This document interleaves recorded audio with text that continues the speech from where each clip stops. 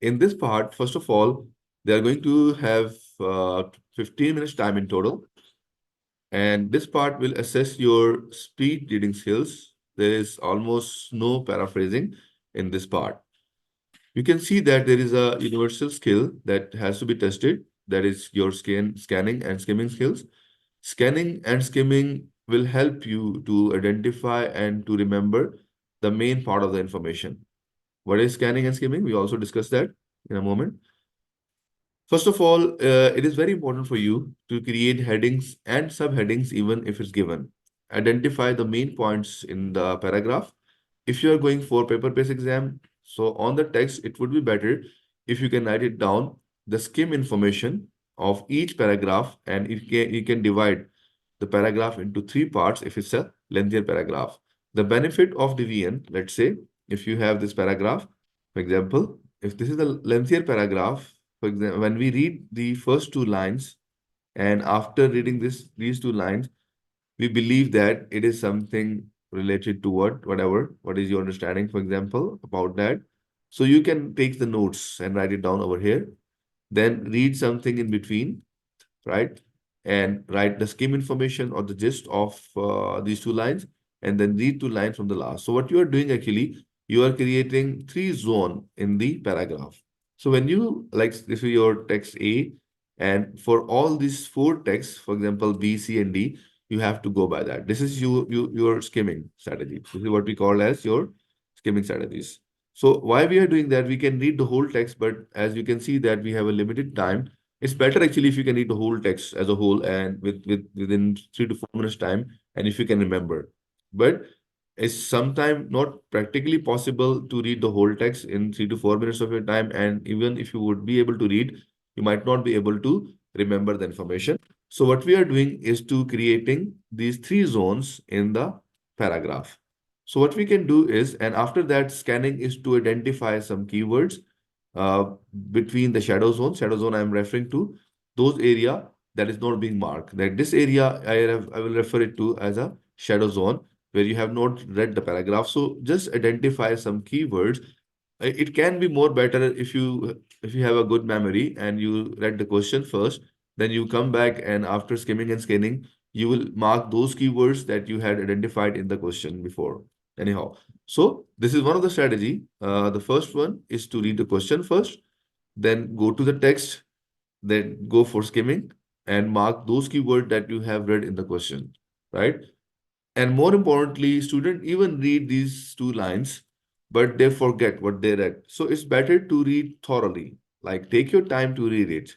And then from your best understanding, you should write it down, the main information or the key point of that particular paragraph. So importantly, sometimes students do ask this question, so headings is being given, so it's better to read the heading, but give yourself heading, give heading yourself as well, so that it would be better for you to remember, because once you had created heading yourself or you have written the gist of the information yourself, it would be easy for you to remember and to retain. So two skills that would be required initially, the speed reading skills with short-term memory, and in speed reading skills, you have an ability to skim and scan the information. This just to show you the sketch of these four paragraph. Then we can see that this is the nature of paragraph. You can write it down yourself, like just marking these things. These are the types of fractures, right? Here we have the information related to fractures, right? So you can just write it down the headings over here, and then we can read from the paragraph quickly. And you can mark some important keywords such as twisting if you believe is important, such as overlying skin, outstretched hand, ligament or capsule. So you can see that these are some of the important keywords that can be marked over here. Okay. Similarly, for the next paragraph, we have text B. So a lot of information over here. So we can see that we have immediate management, clinical assessment, and management. There are three zones that has already been created by the in this paragraph. So you can just mark some important points or remember important point they're talking about, let's say, pressure bandage, immobilization, and pain relief. So we have to retain this information for the immediate management. There are three steps that could be taken, and try to remember those three steps. And if you want to write it down as a shorthand, you can write it down. For the clinical assessment, just have a look onto the important information, skim and scan. For example, if you can mark anticoagulant or warfarin as a keywords, for example, you can mark, okay, for examination, we can see painful, swelling, paleness or blue color, movement, then throbbing, warm, palpable. Let's say just to have important keywords to assess. So if this is the assessment part, what you'll see that is it painful or not? Is it swelling or not? Is it we are having a change of color, range of motion, throbbing or getting bigger? Then we can see in the management part we have splinting, for example, alleviation. Then painkiller we have fentanyl and morphine in case of allergies. So just remember that. And if this management is not working, then we can consider the condition as a compartment syndrome. So just retain this information because it will help you out. Similarly, for text C, if you can see from the eagle eye, we have the routes of delivery. They are discussing intramuscular and intravenous, and they're discussing about the medical officer or nursing practitioner who will be responsible for conducting these therapies. And these are some of the numbers. You can read it, and whatever you believe is important as per text, you can mark it as it has been done in front of you.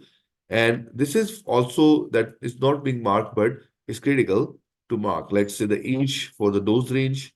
And then let's say I found a word such as respiratory depression related to the naloxone. So we can see that these are some of the important keywords that has been marked in the text C. And not only the marking, you should remember at the same time. Followed by the text D, we have technique for plaster backslap. So it's also, you can see the management. C is also management. You have the plaster backslap over here, right? Technique for plaster backslap over here. So, and D is over here. So it can be a confusing, there should be a source of confusion for you whenever you will see these question, because here they are discussing about the steps involved in the plaster backslap. And previously they just have mentioned that splint the site of fracture dislocation using a plaster backslap to reduce the pain. Here, they have mentioned how. Anyhow, so you can read the important points from here. Let's say non-compression stockinette, maybe cotton padding, or whatever you believe is important can be read in this paragraph. Followed by the question 8. So when we read the question 8, first of all, read instruction. You have to complete the answer with a word or a short phrase from the given four text. So what should be used to alleviate? So basically, alleviate refer to what? If you remember the information, in the real exam, in very fraction of second, it should give you a click that either it was in A, either it was in B, or C, or D. So what do you think? In which paragraph this information was? First, we'll have to click that, and then we can go to the paragraph. Most importantly, or I would say the pro level of reading would be, if you remember the answer, you can write it down the answer. By just skimming and scanning, you have read the paragraph. Now you would have an idea that what it would be. So if you have read the paragraph, you should go to that particular information, and then we can say, write it down the answer without seeing the paragraph. But let's say, let me call you people. What should we use to alleviate a patient fracture leg? What do you think? It should be in A, B, C, or D. So we can go to the management. You're right. So try to find the answer in the B. Yes, a pillow for leg injuries. So you can see that as you have picked this word, like elevation was the management, we'll then jump to the pillow. That is your answer to the question, right? So you can see that we should write it down, a pillow over here. Similarly, when we go to the next question, what is the maximum dose of morphine per kilo of a patient weight can be given using the intramuscular route? So you have to recall, like, from which paragraph this information was. It was in C, yes, you're right. We can go to the C. You need to see the maximum dose per kg of a patient. You have to find the maximum dose per kg. Sometimes students do write it down 10 milligram because they will be distracted from maximum dose. Although it's maximum, but it's not per kg. The question is about the per kg dose, right? So that's why we have point two answer, right? Anyhow, which part of limb may need extra padding? Okay, we are on the D right now. Try to find the word extra padding. Point number 7, yes, you should write it down, that our answer. So you can see that if you have read the paragraph beforehand, and if you remember the information, then it would not be difficult for you to write it down the answer, or at least it will give you a click that it was in that paragraph. So what you have to do, not only to recall, that it is from A or B or C or D, but it should also help you to take you to that particular location, right? So here you can see that after reading this paragraph, we would be able to identify that it was in B and which part of the B, right? Anyhow. So similarly, the next one, what should be used to treat a patient who suffers respiratory depression? So if you recall this information, what do you think about the respiratory depression? In the part B, okay, we'll go to the part B. It should be in C. So you can see the fee. We have to see quickly. So here we can add it down to naloxone. So if you will not be able to find the answer, it's better to leave the question and move on. We should not be wasting our time because you can see that question at the end. So for the 12th question, what should be used to cover a freshly applied plaster back slab? What analgesia should be given to a patient who's allergic to morphine? The fentanyl. Exactly. So then we have to see last one. What condition might a patient have if severe pain persists after splinting, elevation, and repeat anesthesia? Compartment syndrome. Yes. If you remember the answer, no need to look back. Just write it down over here. So these are the questions: naloxone, creep bandage, fentanyl, and compartment syndrome. Now, 15 to 20, you must be grammatically correct. What I mean by that, whatever word or phrase that you have to write it down in this blank, it has to be appropriate with reference to this sentence. For the sake of example, they are using article are before that. It means that it must be grammatically correct response, right? It must be grammatically correct response that has to be there. So you can see, first of all, when we read this paragraph, following an outstretched hand is a typical cause of a dash. So we can go to the paragraph and write down the answer. Where we can find this information, first of all? Yes, it's from the definition. So we go to the paragraph A. Yes, elbow dislocation. You're falling on outstretched hand. Yeah, okay. What about the next one? Upper limb fracture should be elevated by means of a dash. Should be in the B, yes. If you remember the answer, write it down. Otherwise, you can go to the B. Sling, yes. Basically, for this question, we should not have to look back because we already have done one question for the pillow. So it Yeah. was almost the same place. So we can write it down over here. Make sure that patient is not wearing any dash, yeah, jewelry. And check to see whether swollen limbs are dash or increasing in size. Throbbing. Yeah. And in a plaster pack slab, there is a layer of dash closer to the skin. Look at it. Fine. And patient A dash and hour, just 70 because hour is written over here, right? So you can Good. see that afterward, we'll go to the last 7 questions. Why? Because it's your call. Even you can do 1 to 7 beforehand. There is no hard and fast rule to do this way or that way. As long as you're getting a good score, mean like 19 out of 20 or 20 out of 20, you don't mind whatever strategy will be effective for you. To read the question first, then go to the text, thoroughly read the text in 3 to 4 minutes time, then start from 8 to 20, or read the text first without reading the question thoroughly, creating heading and subheadings, then start from 1 to 20, 8 to 20, and then come back to 1 to 7, or read the text deeply, right, in 5 to 6 or 7 minutes time, then start 1 to 7, and so on. Anyhow, so we have to write it down, the word or phrase. Like we have to identify from which paragraph this information has been extracted. Now, procedures for delivering pain relief.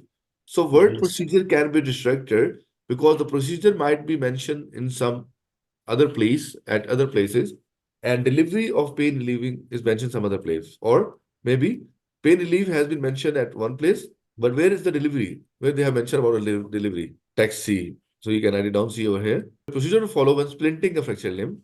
It was delta. Techniques was there. And what to record when assessing a patient? In B. Assessment is in the B. Assessment was B. Yes, you're right. And the term used to describe different type of fractures. In the part A, text A, Yeah, in the it was description. alpha. And the practitioner who administered anesthesia. They were in the part C. Yeah. And what to look for when checking an injury. B. Bravo. Fine. And how about how fracture can be caused? That's in the A. Alpha, yes. So you can see these are the answers to the question, like Charlie, Delta, Bravo, Alpha, Charlie, Bravo, Alpha. So these all are correct, right? So this is how you can go for the reading part A. If you have any question at the moment for part A, please feel free to ask me. So I'll repeat the things for you. First of all, if you have the part A, what you can do is uh, to have a quick look to each paragraph, mark some important words, what you believe is important, even the keywords. Then go to the text B, again, mark some important keywords, identify some important information. Over here, try to write it down from your own, in your own writing so that you can remember and retain the information. Then we have text Z.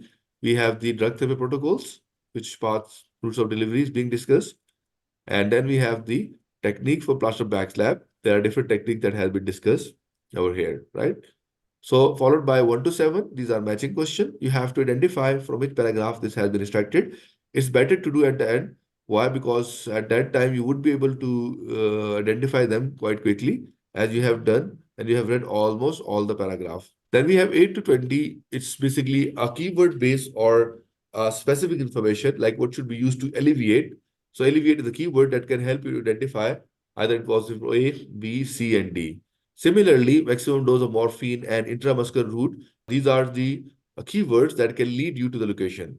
So 15 to 20, you must be grammatically correct. Your answer should be grammatically correct. What I mean by that, there's a possibility to change from singular to plural, from adjective to noun, from noun to verb, and so on, right?